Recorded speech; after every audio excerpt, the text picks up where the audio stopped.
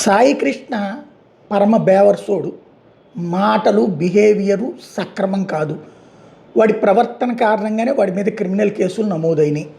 అయితే అందులో 23 కేసులు రాజీ అయిపోయినాయి, మధ్యలోనే డ్రాప్ అయిపోయినాయి లేదా కొట్టివేయబడ్డాయి. ఓ 2 కేసులలో ప్రస్తుతం విచారణ ఎదుర్కొంటున్నాడు. ఇది అతని బిహేవియర్ గురించి మీడియా కానీ అందరూ చెప్పుకొచ్చింది. కానీ వాడు అదృష్టమేమో కానీ జనరల్ ఎడిషన్ ఫ్రంట్ పేజీలకు ఎక్కాడు. అయితే అతని చావు, అతని బూడిదవ్వటం అనేటటువంటిది అతని కర్మఫలమా, లేదా ఇలా ప్రచారం రావడం అతనికి గొప్ప అతను చేసుకున్న మంచా? ఇదంతా పక్కన పెడితే ఒక మనిషి తప్పు చేశాడు, తప్పుడు పని చేశాడు, ఒక అమ్మాయిని అత్యాచారం చేసి చంపాడు, వాడిని కాల్చి చంపని సమాజమే కోరుతుంది.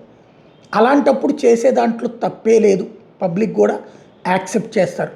కానీ ఈ కేసులో ఏం జరిగింది అన్నటువంటిది అంటే తగలబెట్టడం, అది కూడా అనాథ శవంగా రాసి తగలబెట్టడం అన్నటువంటి పాయింట్.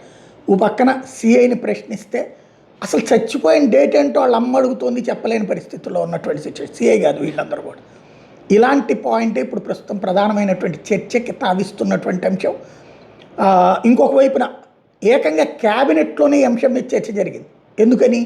చంద్రబాబు నాయుడు గారు వెళ్ళినేమో వాళ్ళ కుటుంబాన్ని పిలిచి పరామర్శించారు. పవన్ కళ్యాణ్ గారేమో వాడు క్రిమినల్ అన్నాడు. ఇలాంటి సిచ్యువేషన్లో ఏంటి అన్నటువంటిది ప్రధానమైనటువంటి ప్రశ్న.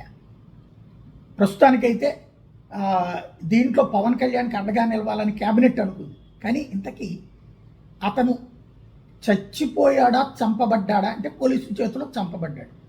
ఎందుకు చంపబడ్డాడు అన్నదే కావాల్సినటువంటి అంశం.